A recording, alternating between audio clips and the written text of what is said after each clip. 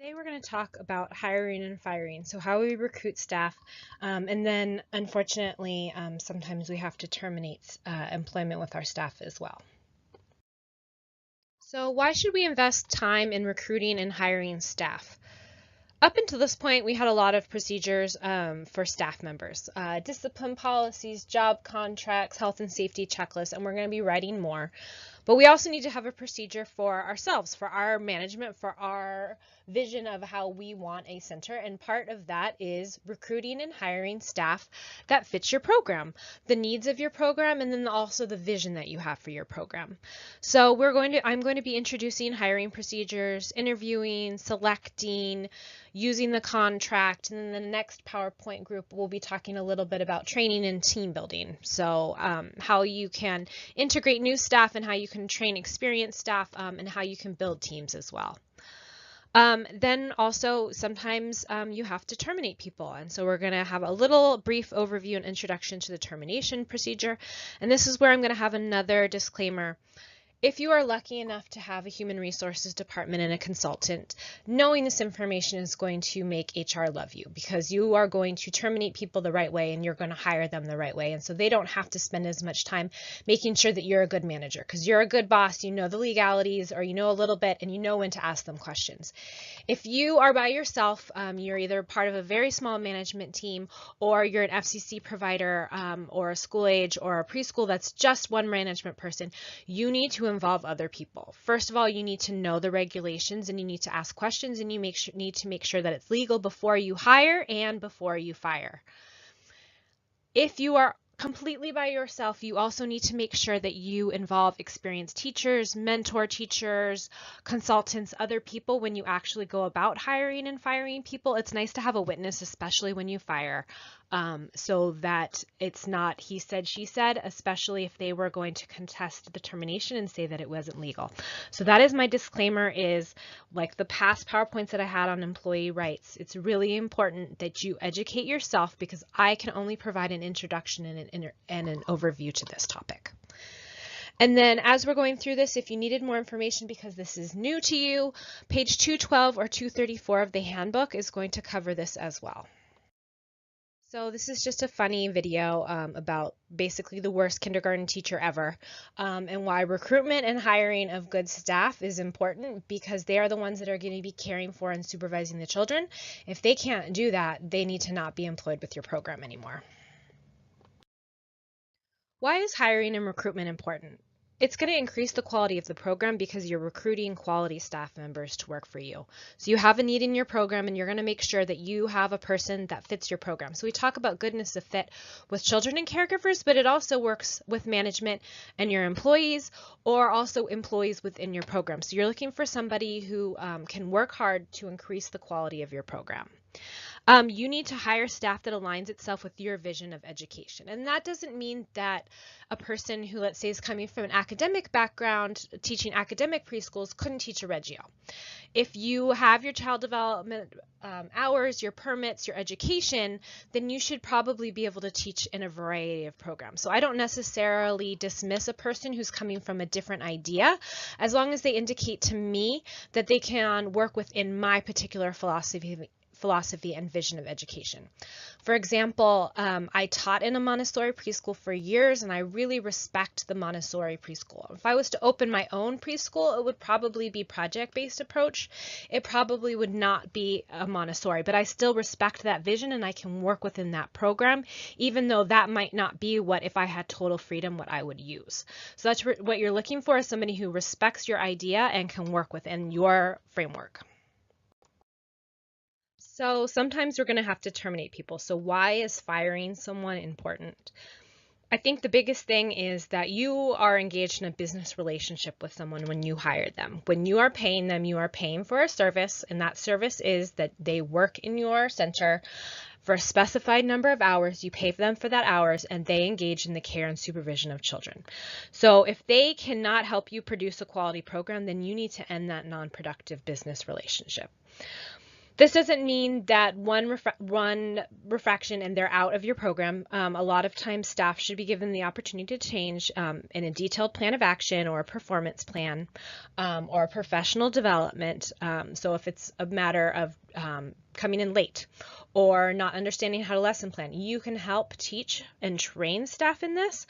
But if they cannot adequately care for or supervise children or are making no effort to change within a plan of action, then the employee must be let go. So there's kind of really two ideas. If they're not helping you meet the goals of a program, or if their performance creates supervision, health, or safety issues, then they need to be let go. Like I said before, there's a goodness of fit in childcare, so that also can describe a business relationship, that the relationship and the workplace relationship that you engage in with an employee is productive for both parts. And I don't want to talk about, when I talk about goodness of fit, it's not to be confused with personality conflicts, because those are always going to exist, especially when you get into running programs that have multiple employees. I have had employees before who, I don't really care for her personality and she doesn't really care for mine. But if they're an excellent teacher and we can have a business relationship that meets the need of the program, that's great. We are going to be respectful and kind and polite to each other. And we are going to engage in the best care and supervision of children that we can. And as long as we can be respectful, then that's all that matters in a program. So it doesn't matter. It doesn't mean that everybody's going to be best friends or they're going to be touchy-feely. It just means that you can both have a vision for education. That staff member can help support you in attaining that vision. So here's my kind of hiring and recruitment procedures. So once again, this is going to be the procedure that a management is going to use either with HR, with a consultant, or with another team member. So you're going to need to identify the need within your program. Is it an aide, a teacher, a cook, a janitor? Then you're going to identify the particular details of the need. And I think the biggest point is, what can you afford to pay and what is the shift that you need this person to cover?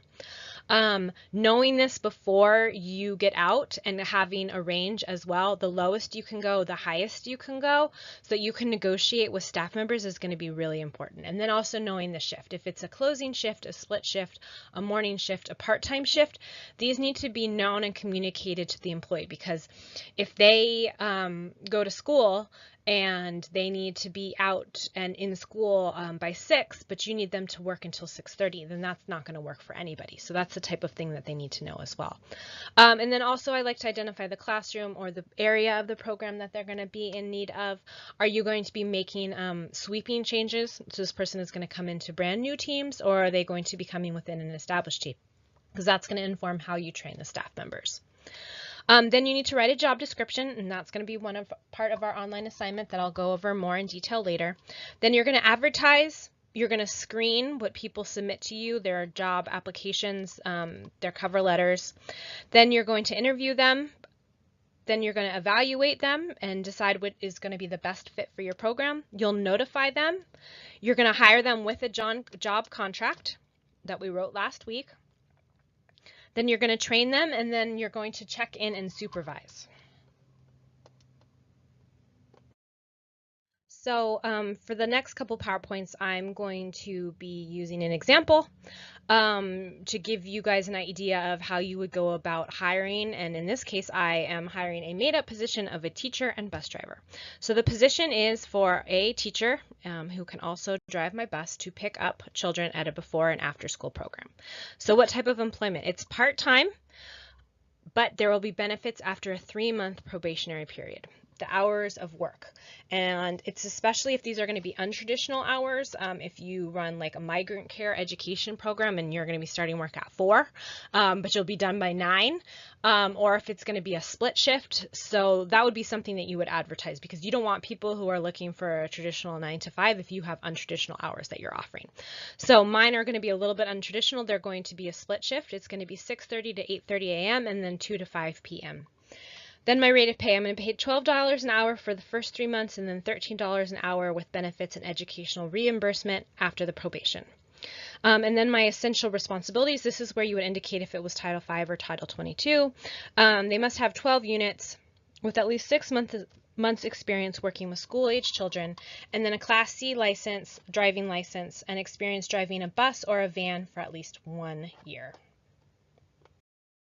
So part of your online assignment this week is you're going to be writing a job description. So this is what your job description is going to include.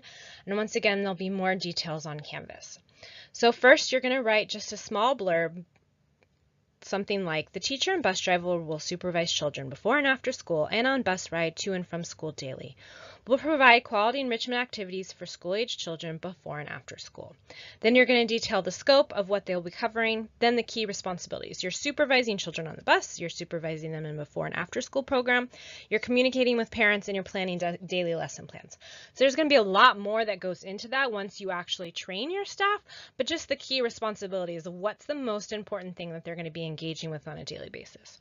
And then the ability to work well with children, communicate effectively with other teachers, parents, school officials, and supervisors. So I need somebody that knows about children, has child development experience, and can supervise them. And then I also need somebody who can communicate effectively, and I would even add verbally and written with teachers, parents, school officials, and supervisors. Then this person is going to need to have a knowledge of child development, positive behavior techniques, social and emotional development. My minimum qualifications is a high school diploma or a GED, and then they must have 12 units of child development with a C average or higher. So if I wasn't hiring somebody who was permitted, that would be my first inclination in my own program, would be to hire people that were fully qualified permitted teachers. But if they're not, and that's why I put this down, is you need to indicate how many units they need to have.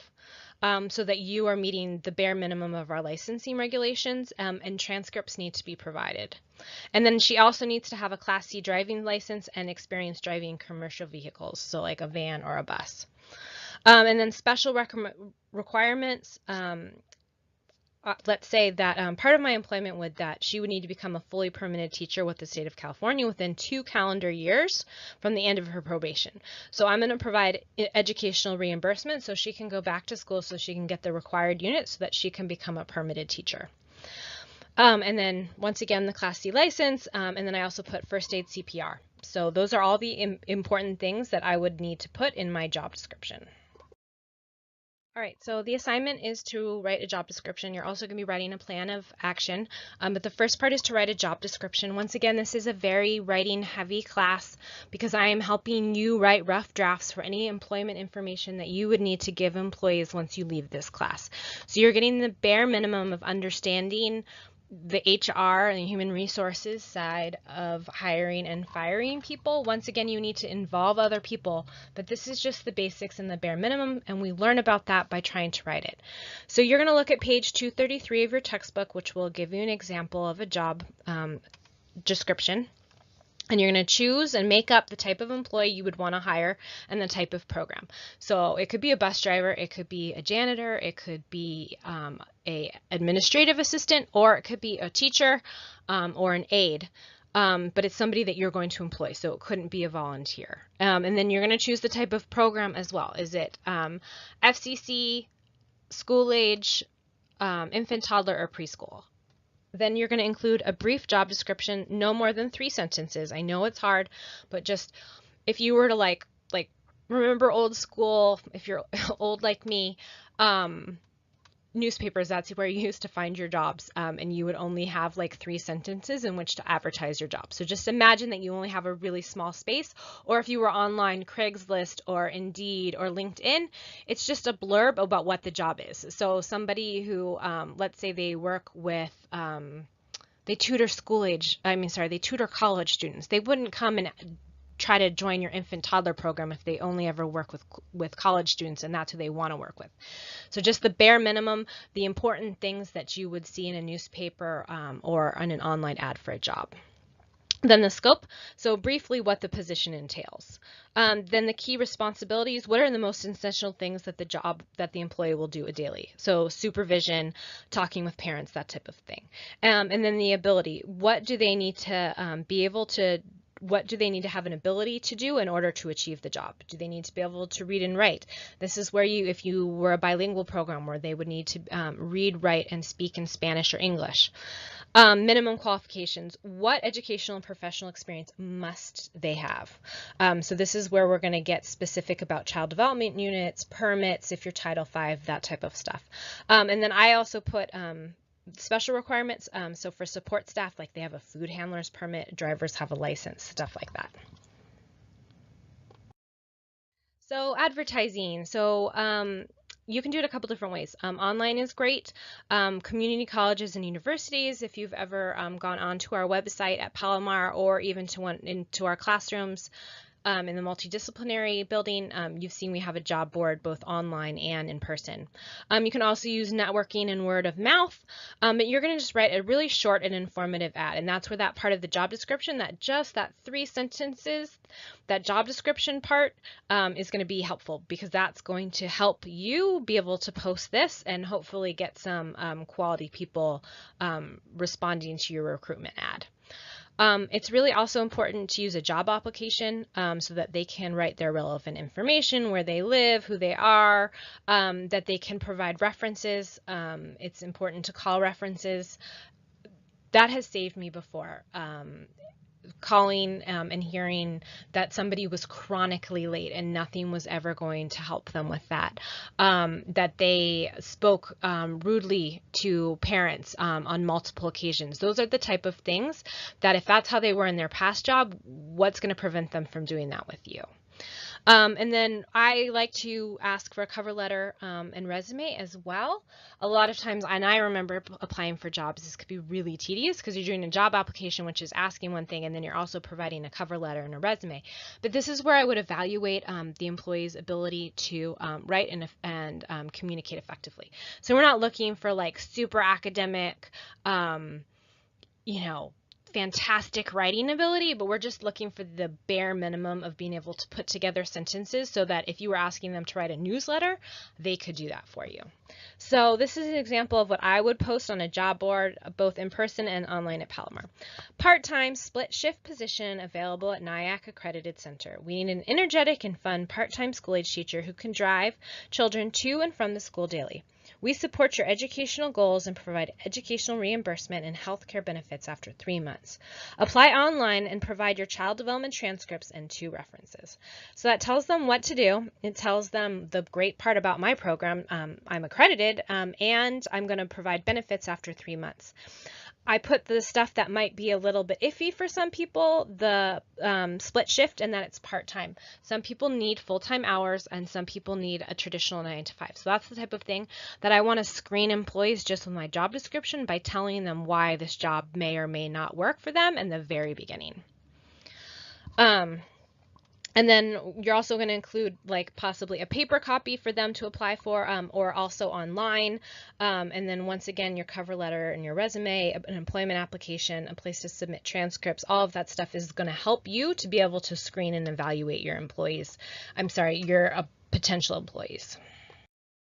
So then you're going to screen. Hopefully you get a lot of applicants applying for this job.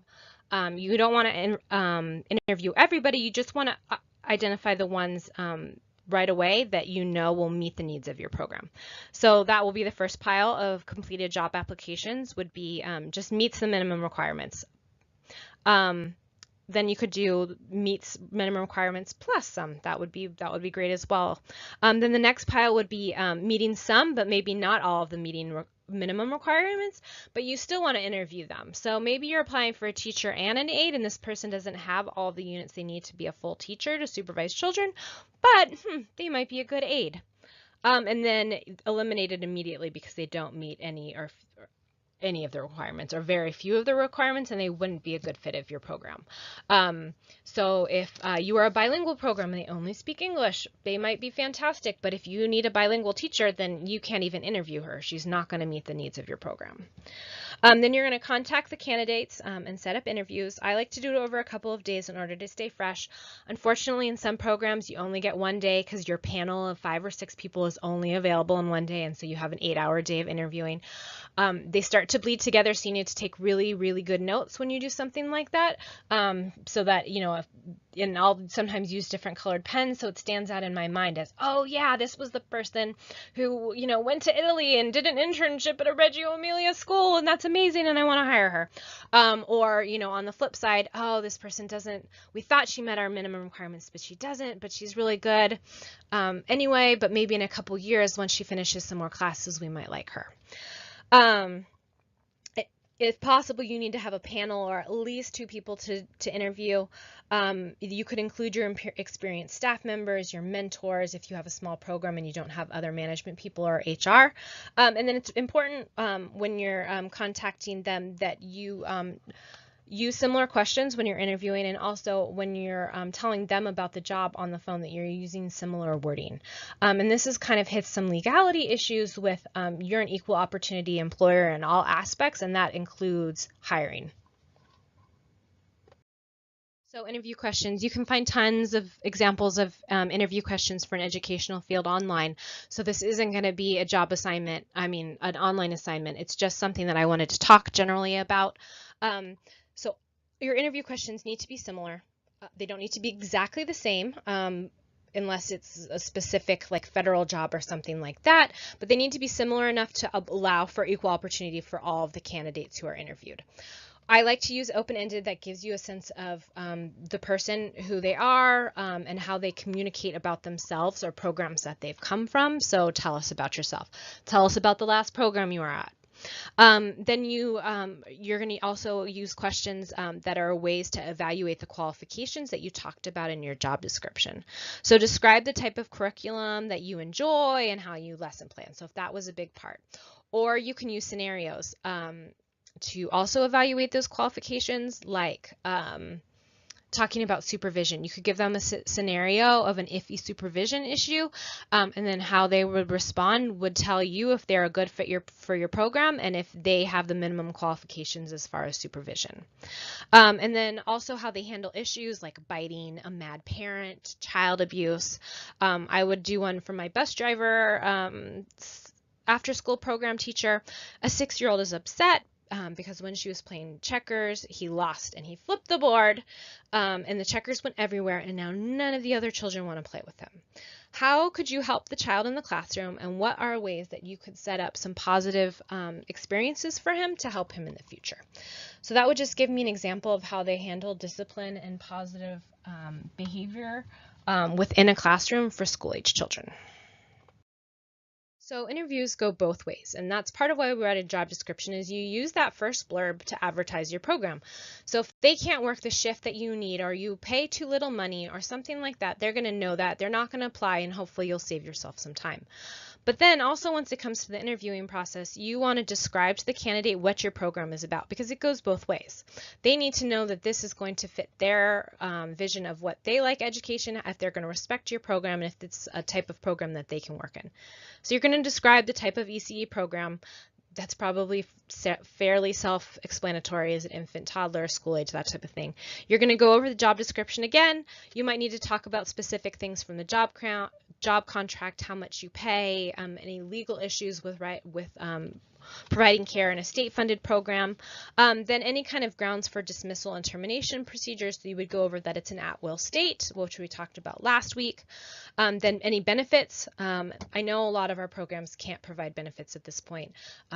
Eventually in the future, if you are at a financial point where you could, it's really important, and that's a really good way that we keep our staff and we prevent the turnover and the burnout, is by providing benefits. So vacation, health benefits, things like that, and then you need to provide 3 days of paid sick time leave, so you could talk about that and when people are allowed to take that. Or if you shut down over Christmas and you don't pay at all for 2 weeks, those are the types of things that people want to know so that they can plan that in advance. Then an evaluation of your job performance and how you might give possible raises based on your job performance, or how you evaluate those types of things. And then any kind of probationary periods that you might have for staff.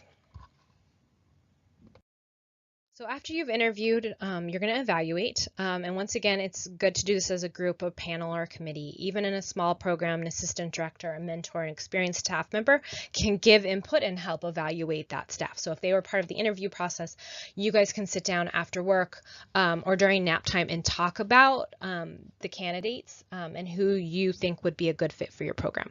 They need to meet enough of your minimum qualifications because they need to fulfill that need in your program. So don't hire an aide when you need a teacher, and don't hire somebody for part-time hours when you need full-time, and vice versa. So they need to fit the program and in as many categories as possible. So you've chosen, you think you have the best person. I like to get that out of the way first and have them be excited. You're offering them a job. You set up a time for them to come in so you can sign the job contract and begin training. It's also important to inform candidates if they were not selected. You can do this by phone. You can have your human resources department do it. Sometimes people do it by email.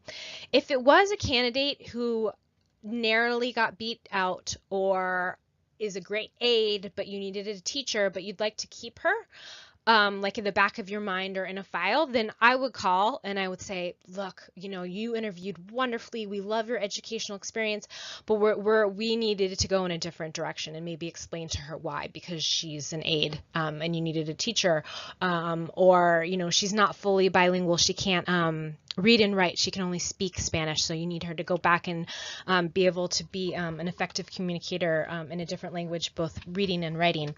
So I would let them know. I think that helps people in their personal and professional goals. And then I would sometimes ask, oh, can I keep your information for later on? Maybe if I had an opening come up, I could contact you, or if I knew somebody in another program.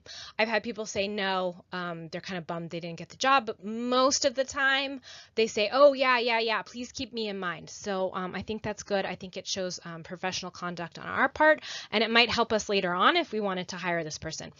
Years ago, I interviewed somebody for a lead position. So this was kind of beyond a mentor. It was somebody who came out of the classroom and went into all the different classrooms and supported like training and challenging behavior goals. And this person was a great teacher, like a really, really good teacher. She just didn't quite have that experience that I was looking for to kind of be what we called the lead. And that would kind of be like taking this class or having experience coming out of the classroom and working in team building and working with adults as well. So I called her and I let her know that and the kind of the things that I was looking for, but that she was a great candidate. And could I keep her name? And then like 3 weeks later, I had a coworker at another site say that she was looking for a mentor teacher. So she was only going to be supervising 2 toddler classrooms. So she would still be doing supervision of the classroom. She would be a fully qualified teacher, but they needed somebody to kind of take on that mentorship role over the toddler classroom. And I was like, oh, I've got the perfect girl. Like, this will give her that experience that I was looking for that she just didn't quite have for this lead position. And so it ended up turning out really well. I gave her the number, she passed it on, she interviewed her and hired her. So that's a way of, helping people within your field and showing some professional conduct. And then when you hire them as well, you're explaining the job contract in writing and verbally.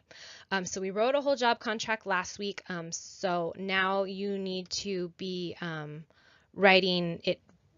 Then you need to be using it. So verbally telling somebody, having them ask any questions, discussing it so that the employee can sign that they read it and they understand it, and then you sign it and date it as well. And this should articulate pay, benefits, probation period, hours worked. It's going to minimize confusion or issues before the employment begins. So you probably think, and in some programs people think, oh, I hired them, we're done. They're going to start on Monday, it'll be great. Probably. And if you've hired well, hopefully that person can just jump right into the swim of things and they can really support your program. But you don't know that for sure, and it's really important that you establish a great working relationship from the beginning, and that involves some training. So have an employee manual or print out all of your procedures and policies, and you read it with them and you talk with them and you make sure that they understand it. With diaper changing procedures, with my infant, if they had never worked with infant, if they were coming to me from school age, I got a doll out and a diaper out and gloves, and I showed them how to do it, and then they did it, because I needed to make sure that they were going to follow my health and safety procedures when it came to diaper changing. And that might be something they don't know. If they've always worked with 6-year-olds and they don't have any younger brothers or cousins, then we need to talk about that, and I need to show them, and they need to understand it, and they need to sign that they understand it. And you can have other experienced employees help train. So like bleach, I always had a teacher in the mornings who would make my bleach. She had been thoroughly trained in how to use hazardous materials. She knew her OSHA, and so then she would train in how to make bleach, label bleach, store bleach, stuff like that. And then I informally and formally monitor their progress within the first few months. So that's why I like to have probationary periods. It very formally introduces the idea, and this is not something I can cover in detail, but it's something that you can find YouTube videos on, or you can get help from human resources in these probationary period ideas. But formally, it would talk about behavior. I would assess them in a written observation, and then we would talk about it. And then it can be informally as well. You're popping into that classroom a lot more to make sure that they're following your procedures and your policies. And that would identify any issues, and it would nip problems in the bud, things that need to be addressed early on, so that they're not maybe incorrect. They think they're doing it correctly, but they're not. Or you just need to engage in some more education so they know why you're using bleach or you're sanitizing or something like that. We're going to talk a little bit about supervision and implementation and team building more in the next set of PowerPoints, but this is really just generally is an overview. I mean, I have to talk about a lot in this class. After this, we're going to go on to budget, then we're going to go into fee schedules, then we're going to go into health and safety, the food program, evaluation of programs. I mean, there's a lot to do in 16 weeks, and so I can only provide a little bit. My spring class, the 155, goes over this a little bit more in detail, but that's also why there's an entire department and an entire major field of human resources, is because there's a lot in this. So I'm just giving you the beginning so that if this is an interest or a need of yours professionally, you can go out and learn more. So what if there's an issue with their job performance? And this is for all staff, experienced, mentored, assistant, janitors. It's not just our new hires. We might be spending a lot more time with our new hires and making sure that they fit within our program and they know our policies and procedures. But any staff members can at any time choose not to follow them or forget to follow them. So you need to make sure that you're keeping an eye on them and you're supervising them. It can be informally with mentoring, with daily check-ins, or it can be more formal communication of like measurable, achievable ways that they can improve their job performance. So it can either be professional, formal professional development, and we'll talk about that once again in some more of our slides, the next group of slides that I have. But this is just kind of if you maybe had a staff member who did all of her infant toddler like 20 years ago, professional development might be to learn more about infant brain development. So she remembers, oh yeah, responsive routine-based care is how children who are 6 months old learn. So that might be every year you engage in professional development, and this is talking with employee, this is how we're going to do this. You're going to watch 3 webinars per year, something like that. And then there's a plan of action. So there's an identified need, and then how are we going to fix it? And we're going to talk about that on the next slide. So we're going to be writing a plan of action as our online assignment. So I want to talk a bit about what a plan of action is, and then I'm going to describe to you verbally how you're going to do your online assignment, which is to write a plan of action. So before you terminate an employee, you want to consider using a plan of action in order to improve their job performance. Sometimes you will have egregious breaches of contracts or conducts, and you will have to terminate the employee that day or on the spot. And this typically revolves around issues of child supervision, anything that would set the child up to be unsafe or unsupervised in the classroom. That might be an issue where you might have to consider possible termination. And we'll talk about that in a couple slides. Some issues that you would consider for a plan of action would be attendance. The big one is showing up on time and being in the classroom ready to work on time, and then not calling out sick excessively. So whatever your leave policy is in your employee handbook. If they are violating that, that might be an issue that you would want to write up in your plan of action. And then behavior, this includes customers, so our parents, our families, and our children, how you speak with them, how you communicate with them, and then also your coworkers. That's a really important part, is having polite and respectful interactions between coworkers. And then there's the performance, so your ability to be a teacher or a cook or a janitor, and specifically for teachers, things like following discipline policy, supervision policy, or any kind of classroom management techniques, that would be part of job performance as well. So what you're going to do is you're going to download the plan of action template, and then I have a plan of action example. And this is a template that I've come up with, so I do want to say that I don't want you using this out in the real world. This is a template for you to explore and try writing your own plan of actions. It's not to be used in the community. If you did want to use something, a plan of action, and you don't have a template already yourself, that's going to be something where you're going to want to write one with a human resources consultant or your human resources department. This is just a learning activity within this course. So what you're going to do is you're going to have the plan of action template, and you're going to look at all the areas that are highlighted red, and that's what you're going to fill out. So you're going to choose a subject. Was it a policy and procedure violation, behavior infraction, performance issue, absentee or tardiness issue? Then you're going to summarize the concern, and you're going to detail the issue. What did they violate? Was it a policy or procedure, or was it unsatisfactory performance? And you're going to detail it exactly.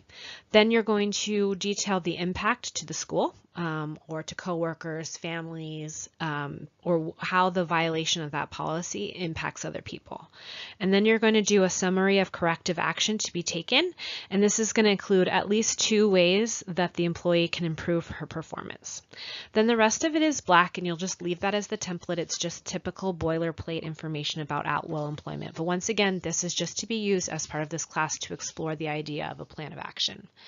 I also have an example, and in my example, I'm using an employee that I've made her up in my mind. She's calling out excessively, and she's showing up very late. So I've just written why it's a problem, the details of the problem, its impact on the children and her classroom team, and then I've written 3 ways for her to improve her performance. If you do decide to use something about tardiness or absenteeism, it needs to differ from mine in order to get credit on the assignment. So you can use that. I know that's a big issue for a lot of people, but you can't just reproduce what I've already written. You need to write something else yourself, because this is a learning assignment designed to help you explore the idea of writing a plan of action. So we've talked about plan of action, so helping employees improve their job performance so they can keep their job. If they can't hit those measurable and achievable plan of action goals, then they'll be terminated. Sometimes, though, it's an immediate termination. Supervision of children left unsupervised is typically an immediate termination. Health and safety procedure concerns, making an environment unsafe for children or coworkers. Then typically this is willfully. Then any kind of inappropriate conduct with children, families, or staff, verbal or physical, speaking harshly, threateningly, being disrespectful to coworkers or management over a long period of time, or speaking disrespectfully or inappropriately in a way that felt threatening to other staff members, parents, or children. And then there could be other specific reasons that violate your job contract. So I'm not speaking to all of the reasons. There could be something that an employee did that you felt was grounds for immediate termination, and we're going to go over in the next slide the process of firing someone. So the process of termination, either you're firing her immediately or the plan of action has not worked.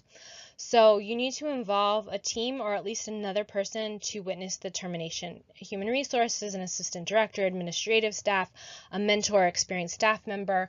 If you're an FCC and you're firing the only person who works for you, I would involve, a family member, or I think it's really important for FCCs to join professional organizations.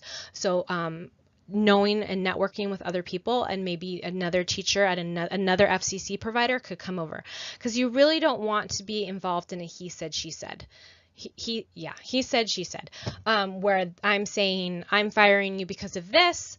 And they're saying, no, you're firing me because I'm in a protected class, because I'm a woman, because I'm old, something like that. So having somebody witness the termination is really important. Then it's important to remain compassionate and respectful. You're going to have to give them the reasons why they were fired, and you're also going to have to give them practical info. When can you pick up your paycheck? COBRA information about health insurance. So the next page is going to have a video on firing, but it doesn't do anybody any good to be mad and fired up. And maybe you are. I've fired people on the spot for some pretty serious stuff. Verbally threatening a child. He was terrified of vacuum cleaners. And she said, if you don't stop doing this, it was a 2-year-old, I'm going to get this vacuum cleaner in here and I'm going to clean up the floor. And another staff member heard this and told me, and we pulled her into the office, my director and I, and we fired her on the spot. That is unacceptable behavior to me. You do not threaten children with something that they are deathly afraid of. And you can hear it in my voice. It changed a little bit. So we both needed to take some time. We needed to take a deep breath. We needed to make plans so that when we told her, we were still compassionate, we were kind, we were respectful, we weren't yelling. And we were giving her the information. Your check is going to be cut tomorrow by Human Resources. You go to this person at this time and you pick it up. You're entitled to COBRA benefits, that type of stuff. Sometimes, though, the termination is the end result of a plan of action. So they kind of probably know that this is heading. If you said, if you call out sick 3 more times in the next calendar month, then you're going to be fired. They call out sick that 3rd time, the next day, they might know that they are going to be terminated. That's why when it's detailed, it's measurable, it's achievable, and there is a plan of action that they signed, then firing them will be less of an issue. You need to document the concerns and why they were terminated, and then that record of the termination needs to be placed in an employee's file, especially if it was like a training issue where you provided a lot of training in order for this person to get better at their job and they don't do it. You need to keep records of webinars that they watched that you provided for them, and that's why the measurable and achievable, and that's why I provide that template, is because you're going to be working through the idea of how you can help employees learn. But sometimes it doesn't work out, and you're going to need to terminate them. This isn't a video that's on YouTube, and it's how to fire an employee in 5 steps. So it's going to discuss some legality and liability issues, responding to termination of employment. It's not from somebody in our field. It's from a small business owner here in California. Like the previous week and this week, my disclaimer is there's lots of legal issues. There's lots of federal and state issues concerning how to work with your personnel. So if you are on your own without a human resources department or other management teams, you're going to need to use resources available to you from consultants or government agencies in order to learn more about this. So in conclusion, this is the process and procedures of hiring staff that allows a program to recruit quality staff in an equal, systematic way. So it's important that we're an equal opportunity employer and we're an equal opportunity hire, and we haven't inadvertently discriminated against anybody when we're hiring staff. And then we also want to make sure that our hiring practices allow us to recruit quality staff that meets the needs of our program. Then, unfortunately, sometimes job performance suffers, and we need to have a plan of action for all employees so that they can improve their job performance in measurable and achievable ways. And then unfortunately as well, sometimes there are grounds for immediate termination. And so this is what it does, is it ends a non-productive business relationship in order to keep running a quality program. Because that's really, I don't know how many times I've said running or implementing a quality program so far. But that's really important. We want to be quality. We want to provide the best educational experience for the children in our care. And unfortunately, sometimes that means firing staff. And in the next PowerPoints, we're going to be talking about supervision, training, and team building.